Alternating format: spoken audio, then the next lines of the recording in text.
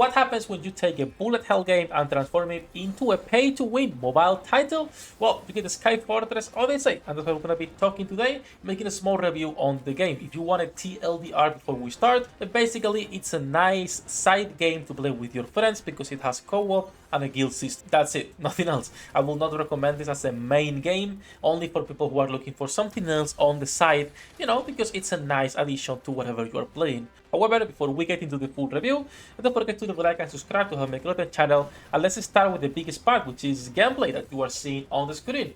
So it's 5 characters on a side runner where you can go up and down. As you can see, the normal enemies don't have much bullet hell mechanics to them.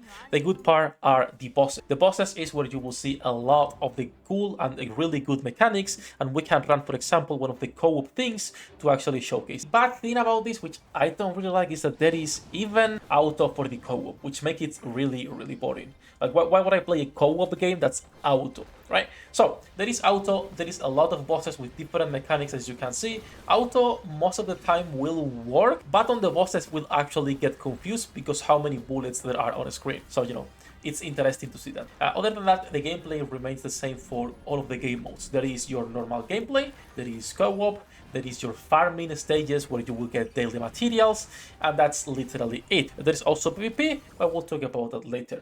When it comes to gameplay itself, there's also a stamina system. I hate the stamina systems, I will never approve of them, and my biggest issue with this game is you are giving me so much stamina that I can never use it all. Why would you even put the stamina system in the first place then? Other than the gameplay, which is what you saw right now on PvP, which we'll check in a second, there is also a base building, like most gachas, where you can get free materials every single day, and there's also a really cool couple rooms. So for example, there is a radio station or a radio room where you can transmit to get free characters every few hours. You can get either fragments or a character itself. It's up to how lucky you are. There is also a kitchen where your characters and your waifus can stop being collection-only items and actually do some fucking work. And there's also a workshop where you need to put Hank, if not, you'll play this game wrong. That said, let's talk about PvP because it's like any single gacha, the worst part. I don't like any gacha with PvP. I always hate it, and I never get into it. I just don't care because it's never going to be fair. It doesn't matter how much you try, it will never be fair. The same goes for Nikke, which is the game I play the most. I just don't touch PvP, do my dailies, and that's it. When it comes to Sky Fortress Arena, we can just challenge here so I can show you that guy is a lot stronger than me, so I will lose, it's fine. But PvP, it's 5 versus 5, and you can just go up or down. Something I don't like is that the cannons you are right behind me and on the other side of the screen, those cannons, you can buy some of them, you can get some of them just by playing. The ones you can buy, of course, are going to be stronger, and the materials to upgrade them are either, you get them by playing or by spending money. So once again, there is a lot of pay-to-win aspects when it comes to that. If you don't care too much about that and just want to play with your friends as single player to collect characters, there is plenty of good-looking characters that you could be collecting. Margaret is really good, and the banner that we have right now, it's called Karna, which looks like a Spanish or Mexican girl, which I really like. So in terms of collecting characters and as a hero collector, which is what most gachas are, it's decent. What about the gacha though? Because that's the gameplay, right? But this is the gacha game. What about the gacha itself? How good or bad it is? I will say it's a little bit only a slight average with other games. So the rates for the highest rarity is 2%.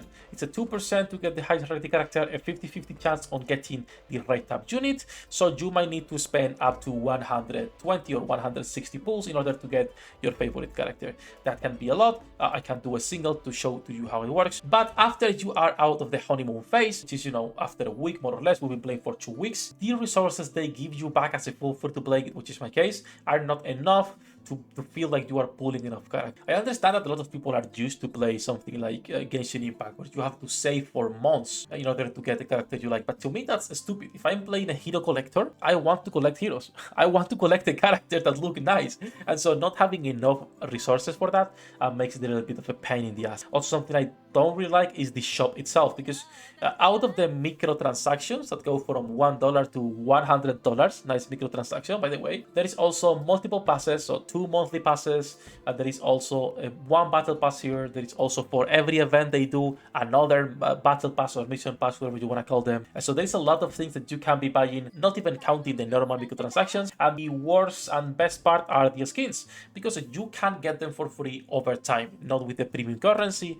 but with these tickets right here. These are a Thai boat. Over time, as you can see, I have 22. I haven't spent no money. You can get them, and you can get some really good looking skins, for example, for Shihe or for Wang Shu. But the problem is these skins have stats. So this means that yes, you might be able to get 1 or 2 skins that you like for your characters, but it will never be an equalized playfield, because whales will always have more stats than you for PvP, even if you can match their level and the same units, right? They will have more stats. So once again, I like the skins. I think they're pretty good looking.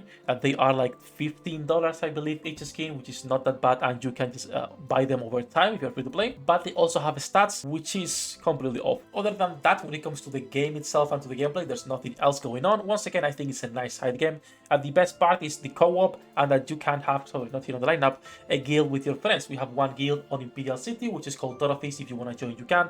We're just having fun for a couple weeks until something else comes out, which again, it's doing its work for that. Really fun as a side game. Outside of the game, however, if we talk about the company itself, there is not a lot of information. So as you can see, this is Blanco Son, this is the developer, this is the only game they have in global, but they have a lot more games. They are making 2 million on Android, another couple million on iOS, with all of these titles that you are seeing here. Their main market is China and also Korea, and when it comes to Sky Fortress, the Chinese and global version, it's making around 50k, and the Korean version, it's making less than 5k per month. So this is not really good when it comes to how profitable a gacha is and how long it can stay alive. Now, the Chinese version has been out for more than a year, because I played this last year, or at the start of this year. So maybe it can keep surviving even on a low revenue thanks to their other games that they have, but this can also mean less events or less characters coming out into the game. So not sure how this will play out in the long term for the company, but it's not really looking good. When it comes to the community itself, there is not a lot of information, because the official server is a Chinese only server, even if they have an English speaking channel, and then the Sky Fortress Odyssey, the English one, is also not super active, as you can see. In fact, they are speaking about Rivers 1999 for some reason, which, by the way, they are adding auto combat, which is really impressive, finally. So like I was saying, even the official server doesn't, the people are talking about other games while they are playing this one. So this is a nice side game that you might be able to enjoy, but when it comes to community, it's really small. You will not be able to find a lot of people playing it, not a lot of information when it comes to good characters, tier lists, etc.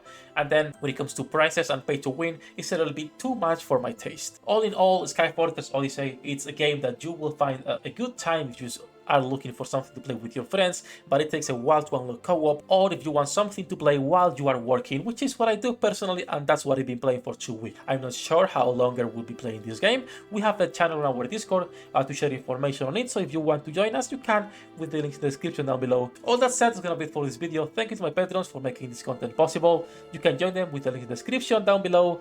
Good luck with your pool dinner rates, and see you in the next one. 役立たずは楽園から追放するのみ。ブランとノワールのショータイムです。天地万物を切るとはこういうことだ。